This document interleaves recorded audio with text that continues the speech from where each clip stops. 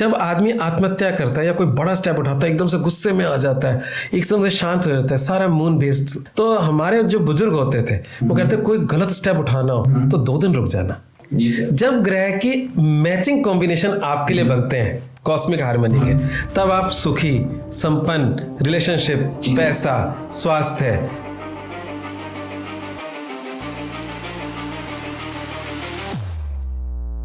राम राम, मैं हूं गजेंद्र। आप सभी का हमारे चैनल पे स्वागत है। आज की इस वीडियो में हमारे साथ है आचार्य अनुपम जौली जी। आचार्य जी वास्तु, वैदिक एस्ट्रोलॉजी और रमल शास्त्र के एक्सपर्ट हैं। उन्होंने ज्योतिष का गहन अध्ययन करते हुए उस पर कुछ किताबें भी लिखी है और लगभग 20 साल से बच्चों को ज्योतिष भी पढ़ा रहे हैं। उम्मीद करता हूँ आपको ये वीडियो पसंद आएगी। सर, अगर देखा जाए तो ग्रह हमसे बहुत दूर हैं। पृथ्वी के बाहर होते हुए भी वे हम पे डायरेक्ट इम्पैक्ट कैसे डाल सकते हैं? बहुत अच्छा प्रश्न है। इसका उत्तर मैं साइंटिफिक ही दूंगा पहले।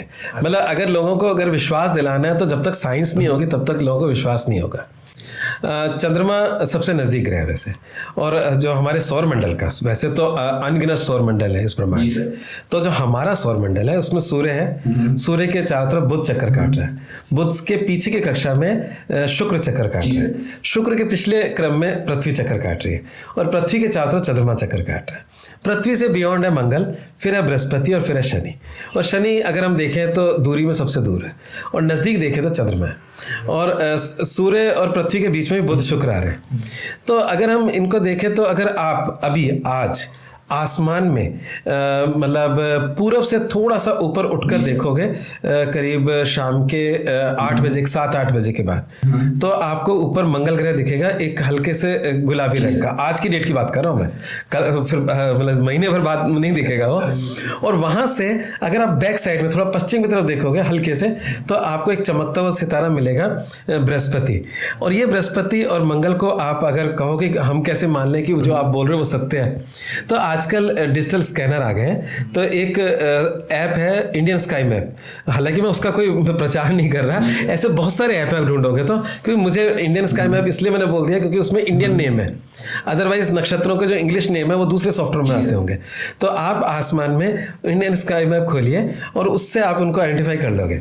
और आप जब भी नॉर्थ में अपने जहाँ आप मेरा ये इंटरव्यू ले रहे हो, यहाँ से नॉर्थ में आप देखिएगा छत पे जाकर, तो आपको ध्रुव तारा दिख जाएगा, उसमें लिखा होगा ध्रुव, और सप्तऋषि मंडल दिखेगा। तो इसका मतलब जो आसमान में वो दिख रहा है उसे। तो ये सब ग्रहों की स्थिति हमारे आसपास के सौर मंडल की है। तो मैंने शायद इसको बहुत ज़्यादा एक्सपेंड कर दिया, मैं शॉर्ट करता हूँ।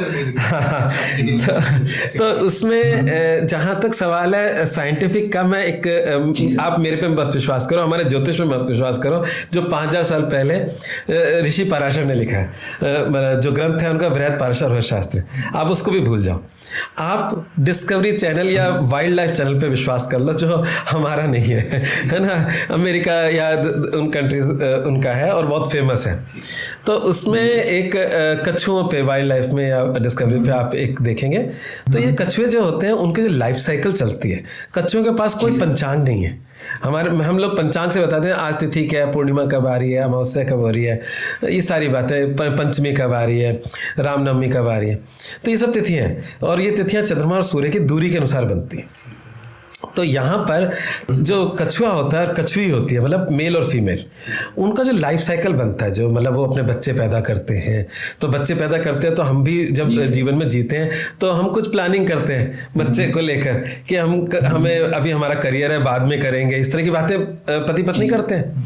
परंतु कछुओं का तो समुद्र में जीवन है, स्वतंत्र जीवन है ना, पर तब भी उनकी प्लानिंग होती है, और प्लानिंग चंद्रमा बेस्ड होती है।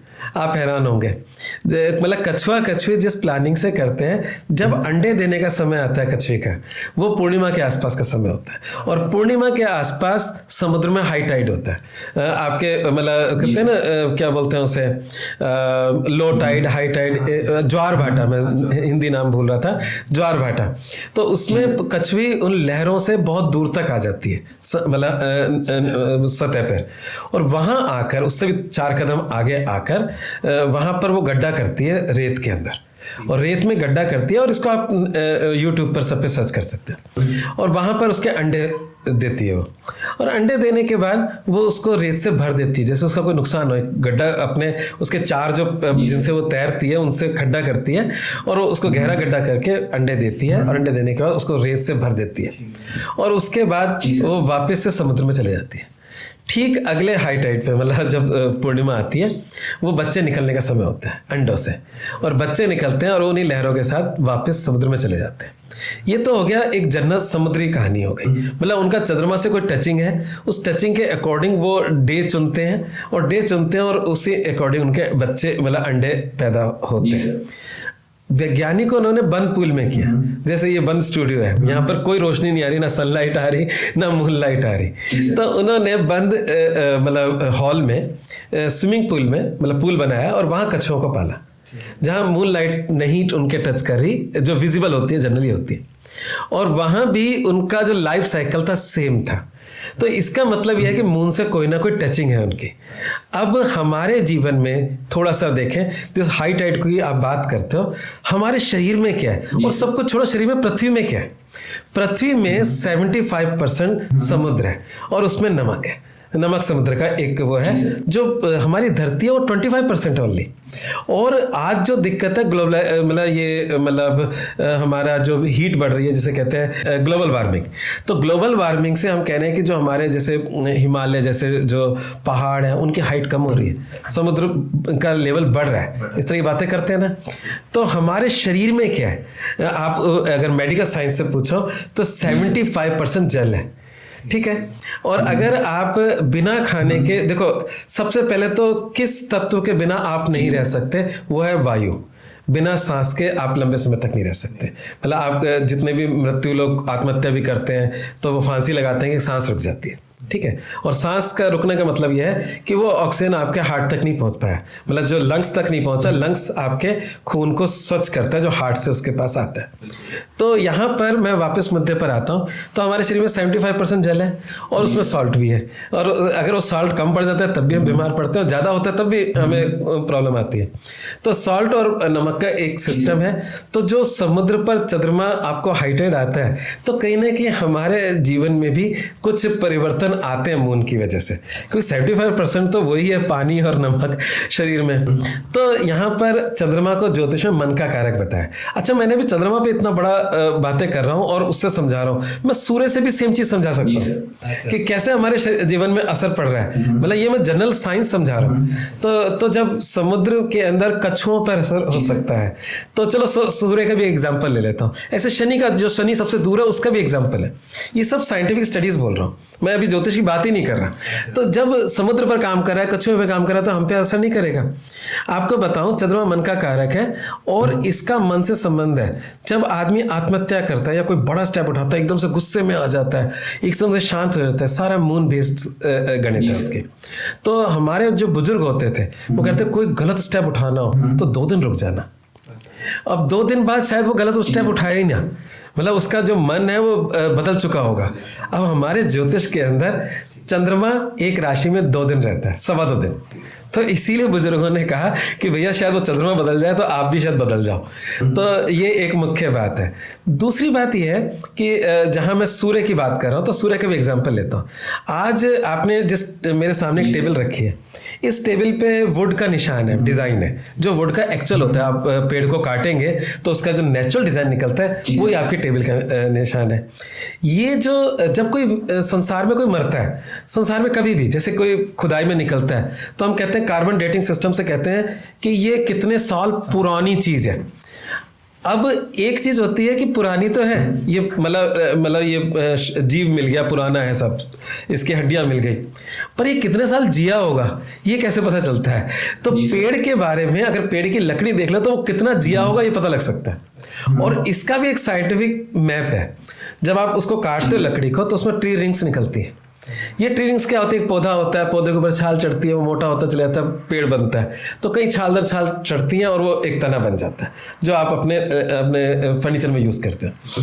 तो उसमें जो ट्री रिंग्स होती हैं जो ब्लैक कलर की, जो उसका नेचुरल डिज़ाइन है, उसमें हर 11 साल में जो आपका सूर्य है वो गैस का गोला है जिसमें अग्नि के विस्फोट होते हैं, हर 11 साल के अंदर उसमें महाविस्फोट होते हैं सूर्य में, और ये उसका साइकिल है, और वो एक साइकिल है, उसका सिंपल साइकिल है। तो यहाँ पर जो ट्री रिंग्स होती हैं हर 11 साल में मोटी बनती है, और उससे आप ट्री की एज बता सकते हो वो कितना जिया होगा, है ना।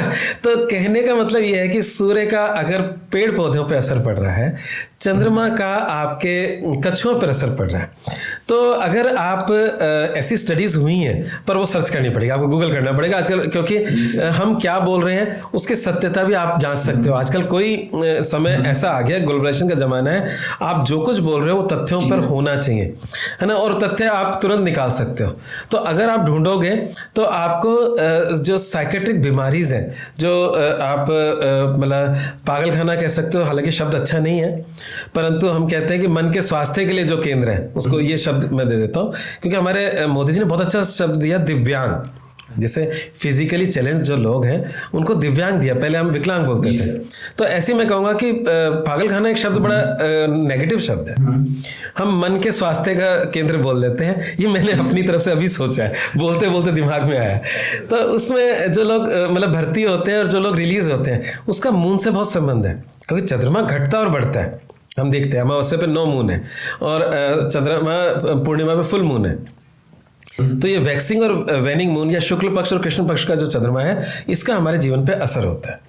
तो यहाँ पर अगर आप मतलब कंपैरेटिव स्टडीज आ चुकी हैं, पर वो मुझे नहीं पता कहाँ होगी, आप ढूंढोगे तो मिल जाएगी, कि लोगों के मतलब भर्ती होना और उनका रिलीज होना उसका संबंध चंद्रमा से है। ऐसी कई स्टडी और वो कई बार पब्लिश भी हुई हैं, तो उसको आप देख लेना। तो जो पुराना शब्द है एक मानसिक रूप से परेशान व्यक्ति का जो इलाज करवा रहा है, वो शब्द है ल्यूनेटिक। ल्यूनेटिक जो शब्द है वो लून शब्द है, लैटिन के अंदर चंद्रमा को कहते हैं, और ल्यूनेटिक का मतलब चंद्रमा का सताया हुआ व्यक्ति। तो जिसकी जन्म पत्रिका में चंद्रमा वीक है और किसी पापी ग्रह शनि से, राहु से कनेक्टेड है, तो वो व्यक्ति जल्दी डिप्रेशन में जाता है। तो यहाँ पर ग्रहों के जो योग संयोग हैं वो तो चलो कुंडली में हम लोग देखते हैं, तो कुंडली होती क्या, मैं वो बता देता हूँ। तो व्यक्ति के जन्म के समय आसमान का जो नक्शा है वो कुंडली है और कुछ भी नहीं है। मतलब अगर हम उसको स्टैचू कर दें एक क्षण के लिए, उस क्षण पर, तो वो वही आपकी जन्म पत्रिका है। मतलब उस समय कौन सा ग्रह कहाँ कहाँ था, किसके साथ था, तो किस मतलब कहाँ, मतलब किसके साथ से, मतलब कोई ग्रह साथ नहीं आते। मान लीजिए उस कक्षा में चंद्रमा घूम रहा है और शनि बहुत दूर घूम रहा है और दोनों एक ही डिग्री पर आ गए, देन वो साथ है, फिर वो चंद्रमा आगे निकल गया, है ना। तो जन्म के वक्त कौन से ग्रह साथ हैं, कौन सा ग्रह किसको देख रहा है, मतलब आमने सामने आ रहे हैं, तो ये सारी कैलकुलेशन हम लोग करते हैं और वो हमारे पे असर डालता है। चलो मैं फिर साइंस से जोड़ता हूँ आपको। पाइथागोरस का नाम सबने सुना है, और पाइथागोरस एक मैथमेटिशियन थे, एक साइंटिस्ट थे और अपने समय के। तो पाइथागोरस भी ज्योतिष को मानते थे, हाँ। और पाइथागोरस जो मैंने अभी शब्द बोले उसको क्या बोलते थे, वो कहते थे कि जो जब आपका जन्म हुआ तो जो भी आपकी कॉस्मिक हार्मनी है, मतलब उस समय जो भी ग्रह है, जहाँ है, कोई नीच का ग्रह है, कोई उच्च का ग्रह है, ये सब बाद में बताएंगे आपको नीच उच्च क्या होता है, बहुत लंबी कहानी है ज्योतिष, मतलब एक दिन का विषय नहीं है। तो वो ग्रहों की जो भी हार्मनी जिसमें आप पैदा हुए, जैसे एक बच्चा विकलांग होता है बाई चॉइस नहीं होता, है ना, वही मैंने शब्द गलत बोला, दिव्यांग। तो वो बाई चॉइस कोई नहीं होता, कौन होना चाहता है, परंतु वो हुआ क्योंकि उस समय ग्रह तारे उसके अक्ष मतलब उसके फेवर में नहीं थे, या एक समय बाद हो गया, जन्म के बाद हुआ, वो भी संभव है। तो उस समय उसका बुरा समय रहा होगा कुंडली के अनुसार। तो जब ग्रह जिस हार्मनी में पैदा हो, तो ग्रह किसी लिए रुकते थोड़ा है, वो तो सूर्य बिना तनख्वाह लिए रोज उदित होता ही है ना, और अस्त होता ही है, वो कोई आपसे फीस थोड़ा लेता है उदय और अस्त होने की। तो वैसे ईमानदारी से बोलो, साइंस के अंदर सूर्य उदय नहीं होता, पृथ्वी घूमती है अपने अक्ष पर पश्चिम से पूर्व की तरफ, तो हमें लगता है सूर्य घूम रहा है, पर एनीवे उस पर नहीं जाते। तो मैं वापस मुद्दे पर आता हूँ, जो मैं आपसे कह रहा था कि यहाँ पर जो ये ग्रह निरंतर घूम रहे हैं और इनके जो हार्मनी है वो हारमनी ग्रह रुक नहीं रहे। तो जब हम, और हमारी ज़िंदगी भी नहीं रुक रही है, हम पैदा होने के बाद ज़िंदगी सतत हमारी ज़िंदगी चल रही है मृत्यु तक। तो मृत्यु तक, जीने से मृत्यु तक की जो सफ़र है हमारा, उस बीच ग्रहों के अलग अलग कॉम्बिनेशन बन रहे हैं, जिसको पाइथागोरस कहते हैं मैचिंग और डिसमैचिंग। जी सर। जब ग्रह की मैचिंग कॉम्बिनेशन आपके लिए बनते हैं कॉस्मिक हार्मनी के, तब आप सुखी, संपन्न, रिलेशनशिप, पैसा, स्वास्थ्य, जो भी जैसा भी आपका मैचिंग होगा वो सब आपको मिलता है। जब डिसमैचिंग होता है, आप बीमार, परेशान, गरीब, तकलीफ में, रिलेशनशिप बिगड़ रहा है, ये सारी परेशानियां आपके जीवन में आती हैं। तो ये मैचिंग डिसमैचिंग को जानने का खेल है आपका ज्योतिष। अगर ग्रह कछुए की लाइफ पे इतना इम्पैक्ट ला सकते हैं तो ह्यूमन बॉडी पे तो ऑब्वियसली ज्यादा ही होगा। निश्चित रूप से पड़ता है। और अगर हम देखो इसका साइंटिफिक रूप अगर हम बोलें, जैसे आपने कहा कि हम पे भी निश्चित रूप से पड़ता होगा। हमारी तो स्टडी है, एक बच्चे का जन्म होता है और जन्म होते ही अगर उसके 30 साल बाद का हम भविष्य करते हैं कि इसका वैवाहिक जीवन नहीं है सही, और वो 30 साल बाद वही सत्य होता है, तो उससे बड़ा साइंस क्या होगा। साइंस यही तो कहते हैं, तथ्यों पे आधारित है। तो एक पुराने पंडित जी जो हुआ करते थे, आजकल तो कंप्यूटर का जमाना है, हाथ की कुंडली बनाते थे, तो वो छोटी सी बुकलेट होती थी, उसमें भरते थे और लास्ट के 2 ब्लैंक पेज होते थे, उसमें उसके जीवन के मुख्य मुख्य बातें लिख देते थे। और वो अगर बातें जीवन में सत्य हो रही हैं, ट्रैक रिकॉर्ड पे जा रही हैं, एक पैदा होते बच्चे की बातें उन्होंने बताया, उनके मतलब शायद बुढ़ापे तक की कुछ मुख्य पॉइंट्स लिख दिए, और वो अगर सत्य है तो इससे बड़ा साइंस क्या हो सकता है।